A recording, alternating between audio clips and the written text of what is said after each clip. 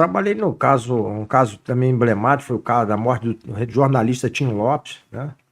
Foi uma morte que eu chefiava a 22ª Delegacia, o GIC, que é o Grupo de Investigação Complementar da 22ª Delegacia, e dia depois entra um advogado com um cidadão na delegacia fazendo um registro de desaparecimento de um repórter. Ele viemos a saber que o repórter era o jornalista Tim Lopes, que havia desaparecido depois de fazer uma filmagem na Vila Cruzeiro, que é uma favela do Complexo do Alemão ali. E imediatamente, eu até costumo dizer que 11 horas esse repórter, esse motorista fez essa comunicação, meio-dia e 47 a gente já estava no alto da favela, fazendo os primeiros levantamentos de que um repórter havia sido preso pelo tráfico, havia sido torturado, morto e carbonizado. E essa investigação, a Rede Globo se pronunciava, esse repórter era repórter da Rede Globo, se pronunciava imediatamente sob a alegação de que mandaram ele filmar o baile funk, onde menores se prostituíam e havia consumo de drogas, né? E a investigação, ela materializa. Como eu falei, que o cadáver fala, o local do crime fala. Você começa... Por que esse jornalista estava aqui? Que forma ele chegou aqui, né? Quem produziu isso? E aí nós verificávamos, na verdade, que jamais a gente conseguia colocar o Tim Lopes no baile funk. A gente colocava ele em frente ao local denominado Boca de Fumo, e ali a investigação foi evoluindo até que houve a prisão do Ratinho, que era o principal executor dele, né? O Elir Maluco, o Ratinho, o Zeu, o Xuxa, o KB, o Frei, o André Capeta, o Boizinho e o Primo. Foram 8 elementos. E nós verificamos que, na verdade, o Ratinho, ao ser preso, só eu matei ele, mataria novamente. E essas declarações até foram prestadas por um policial que trabalhava comigo, que eu, por ser o responsável pela informação, não produzi essas declarações, mas esse colega produziu. E ele disse: matei ele porque ele me filmou na Feira das Drogas anteriormente, lá na Nova Brasília, e foi agraciado com o Prêmio ESSO. A Rede Globo estampou a figura de Tim Lopes na televisão, ganhando o Prêmio ESSO. E o Tim Lopes, que era um repórter desconhecido, passou a ser conhecido. E aí ele volta na favela para fazer imagem dos traficantes.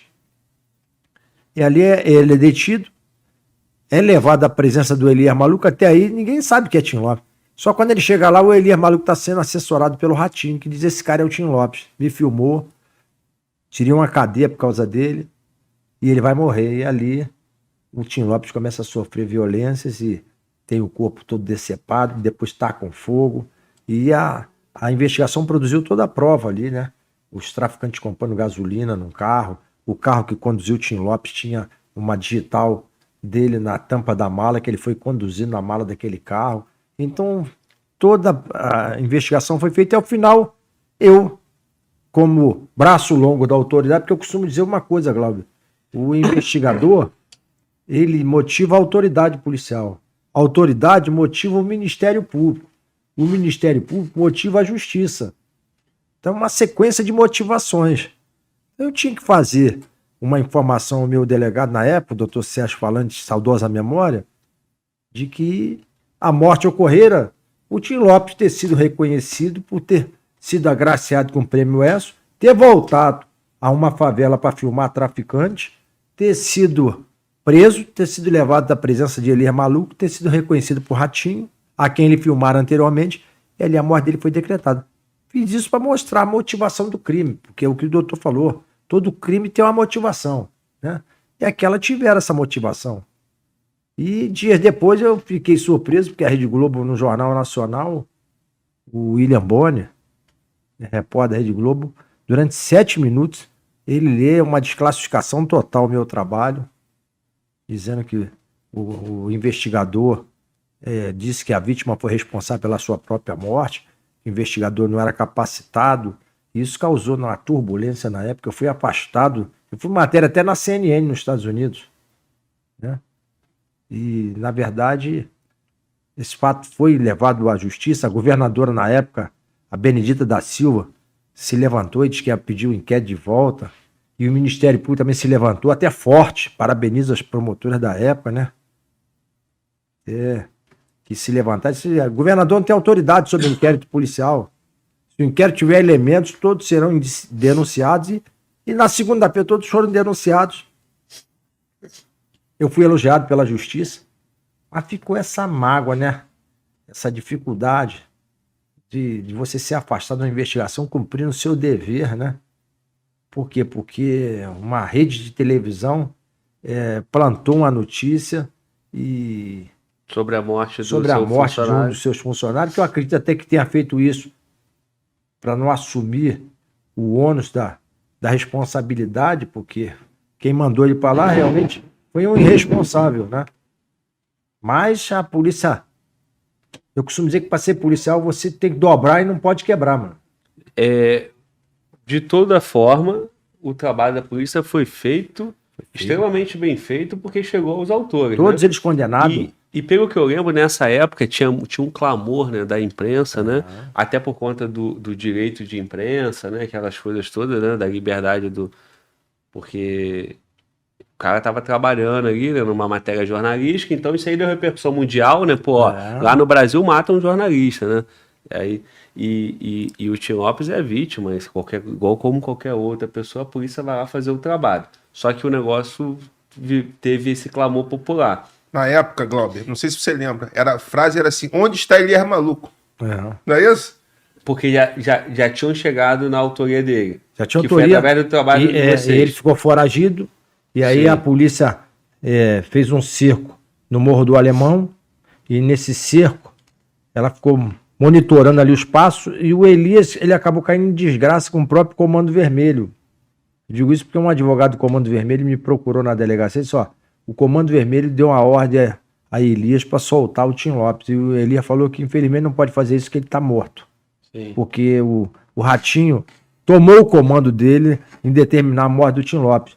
Então o Elias Maluco começou a se esconder da polícia e se esconder do próprio tráfico, porque ele começou a se sentir vulnerável. Tanto que no dia da prisão, até o Tchau, né? Sim. Que é o comissário Tchau, ele vinha passando na rua e saiu um cara numa cara e falou: eu sou o Elias Maluco, me prende.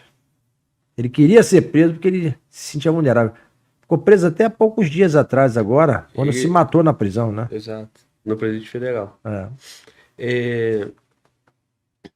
A grande questão, então, com a emissora, a Globo, que dizia que ele estava no baile funk e ele não estava. Até hoje eles costumam investigação não reafirmar isso. E eu afirmei categoricamente, jamais foi ao baile funk. O baile funk funcionava às quintas-feiras e no domingo. Ele estava lá desde segunda-feira, então foi questão da Rede Globo: apresenta a fita de quinta. Ele não fez filmagem no baile de quinta porque ele ia fazer no de domingo. E o baile de domingo? A domingo ele fez, mas o tráfico subtraiu essa fita. Mas as provas lá no baile funk tinham câmeras internas e jamais a imagem do Tim Lopes foi detectada na entrada dele, né? O proprietário do bar dizia: ele chegava aqui, pedia uma cerveja e sentava em frente ao local denominado Boca de Fumo. Então ele, além de ficar ali utilizando de bebida, o que deixava ele perder um pouco a noção do perigo, ele sentava em frente à Boca de Fumo. E com a câmera escondida aqui numa bolsa pochete, ele ficava por ali, filmando. No dia marcado, ele pediu que o carro largasse ele na entrada da Vila Cruzeiro às 7 horas. E disse: às 10 horas você me pega na Rua do Cajá ali, perto do Hospital Getúlio Vargas.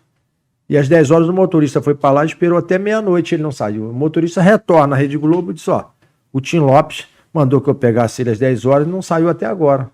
Aí alguém disse: o Tim Lopes deve estar tomando as cervejas com as mulheres aí, rapaz. E no outro dia, 11 horas da manhã, chega o advogado na delegacia, com o motorista comunicando esse fato. Pelas investigações, nós concluímos que o Tim Lopes morreu por volta das 2 horas da madrugada. Ou seja, se meia-noite as autoridades fossem alertadas, a gente podia até não salvá-lo, mas podia pelo menos a polícia começar a fustigar ali na favela e gerar uma possível soltura dele.